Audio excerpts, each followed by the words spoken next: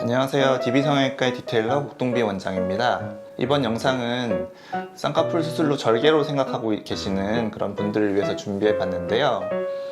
첫 수술을 절개로 하기도 하지만 특히나 재수술의 경우에는 절개법으로 수술을 해야 되는 경우가 많기 때문에 어떤 용어들에 있어서 헷갈려 하시는 부분들이 있으세요.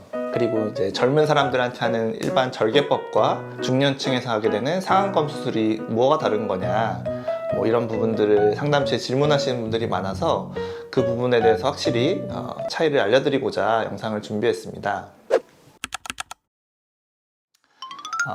먼저 절개법이라고 하는 것은 파란 선, 파란 실선으로 보이듯이 일자로 일단 절개하는 것을 말하는 데 쓰여요. 연다는 뜻이잖아요. 째서 연다. 보통은 일자로 째는 것을 절개법이라고 하는데 꼭 그렇지만은 않아요. 특히나 젊은 사람이라고 하더라도 이제 재수술을 해야 되는 경우에는 뭐 라인을 낮춘다든지 아니면 예전 흉터가 있어서 그것을 이용해서 수술을 한다든지 뭐 그런 경우에는 절개법이라고 하더라도 어떤 피부를 일부 제거해주는 피부 절제를 겸하는 그런 수술을 할 때도 있거든요. 최소한의 흉터를 남기기 위해서 또는 최대한의 결과를 내기 위해서 하는 경우가 있게 되겠고, 그 다음에 이제 우리가 흔히 중년에서 하게 되는 상안검 수술은 빨간 실선처럼 어느 정도 피부 폭을 두고 자르면서 절개를 하게 되는데, 그래서 그런 경우로 이제 피부 절제다, 피부를 일부 잘라서 버린다, 절제법 이라고 하기도 하는데, 이렇게 해야만 하는 어떤 이유가 있거든요. 그 이유에 대해서 설명을 드리자면, 눈 위에는 이 까만 점선 정도 되는 높이의 면적에 검판이라는 것이 존재해요. 연골의 일종인데 눈 밑에도 있게 되고 눈 위에도 있게 돼서 이렇게 눈을 이제 감고 닫을 때 문처럼 어떻게 닫게 되는 그런 역할을 하는 조직이거든요.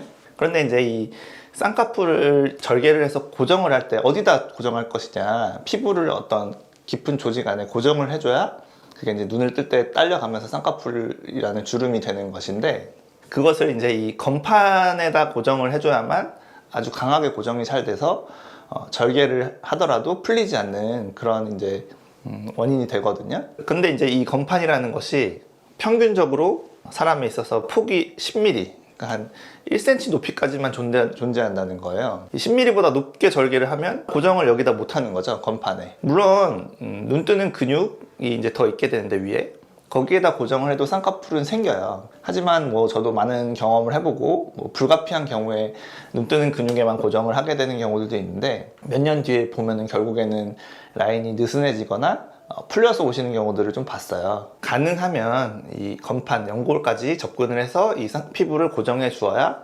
풀리지 않는다라는 것은 좀 확실한 것 같고, 그런 이유로 쌍꺼풀 디자인을 10mm 이하에서 보통 하게 되는데, 나이가 있으신 분들은 이제 눈썹 사이에서 이제 피부가 많이 처져 있으시단 말이죠. 눈썹도 처져 있고. 그러다 보면 10mm의 쌍꺼풀을 잡아가지고는 속쌍꺼풀처럼 보이게 되는 그런 경우들이 생겨요. 그러면 이제 라인을 더 위에다 째서 눈 뜨는 근육에 고정한다거나 하는 방법도 있지만, 잘 풀리고 쌍꺼풀 디자인의 폭 자체가 너무 높아지면 쌍꺼풀이 어색하게 나오게 돼 있어요. 그래서 보통은 최대 10mm 정도 폭까지만 디자인을 하고 이제 처진 피부를 제거하는 이런 디자인 방식으로 상안검 수술을 보통 하게 되는 것이죠. 그거를 이제 상안검 또는 피부 절제법이라고 하는데, 절개와 이 절제, 이 말이 좀 비슷하기 때문에 굉장히 헷갈려 하시는 분들이 많고, 젊은 분에 있어서도 예를 들어서 뭐 8mm의 이전 라인이 있었다, 그러면 굳이 10mm에다 또 째게 되면 흉터가 두 줄이 되잖아요, 라인을 높일 때. 그런 경우에는 굳이 그렇게 하지 않고 예전 흉터를 이용하고 이렇게 위에 피부를 좀 제거해주는 방식으로 가면 비슷한 효과를 낼 수 있단 말이죠. 그렇게 해서 꼬매게 됐을 때는 결국에 흉터가 한 줄이 되는 거니까 더 이득이 있다고 볼 수가 있죠.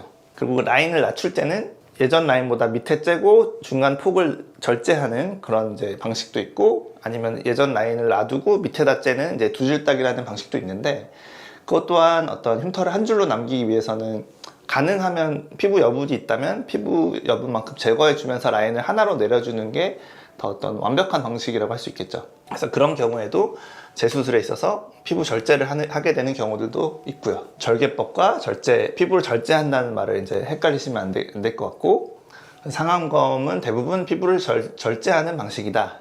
하지만 절개법도 어떨 때는 꼭 일자로만 절개하는 것이 아니라 젊은 사람들에 있어서도 더 좋은 결과를 위해서, 더 이상적인 어떤 결과를 위해서 그렇게 되는 경우도 있다. 절개법이 좀 더 큰 의미가 되겠고, 절제라는 것은 그 안에서 어떤 스킬적인 그런 부분이 될 것이고, 상안검은 보통 이런 피부 절제를 겸하는 그런 절개법을 의미한다, 이렇게 보시면 되겠습니다. 그래서 조금 더 설명을 드리자면, 자르는 폭을 너무 많이 하는 건 좋지가 않아요. 왜냐하면 눈꺼풀 피부가 이 눈꺼풀 바로 위하고 눈썹 바로 아래하고 두께가 다르거든요. 올라갈수록 점점 두꺼워지죠. 근데 이제 피부 폭을 너무 많이 잘라버리게 되면, 원래는 이렇게 그라데이션처럼 점점점 피부가 두꺼워져야 되는데 갑자기 두꺼운 피부가 얇은 피부가 달라붙는 꼴이 되는 거예요. 쌍꺼풀 라인 그 위쪽이 갑자기 두꺼운 피부가 달라붙으면서 좀 무거워 보이는 그런 느낌이 들 수가 있죠. 그래서 피부 절제는 가능하면 최소한으로 하는 것이 좋다. 디자인을 할 때 가능하면 저 같은 경우에는 젊은 사람들에 있어서는 절개법, 그냥 일자로 절개하는 방법을 이용하고 10mm 이내에서는, 그래도 이제 안 되는 경우에만 피부 절제를 일부 하고, 또는 재수술에 있어서 어쩔 수 없는 경우에만 흉터를 하나로 남기기 위해서 피부 절제를 하게 되는 경우들이 있다. 그래서 이런 부분까지 알고 상담을 가셔서 저는 어떤 형태의 디자인으로 재수술을 하게 되나요? 또는 첫 수술이더라도 이 병원은 피부를 뭐 일자로 절개하나요? 아니면 뭐 몇 미리 폭으로 절제를 하면서 하게 되나요? 이런 부분을 뭐 물어보시는 것도 좋은 방법이 될 것 같아요. 앞으로 상담하실 때 이 영상을 보고 가셔서 본인한테 적합한 이상적인 방법이 무엇인지, 디자인이 무엇인지 참고하셨으면 좋겠습니다. 지금까지 DB성형외과의 디테일러 국동비 원장이었습니다. 감사합니다.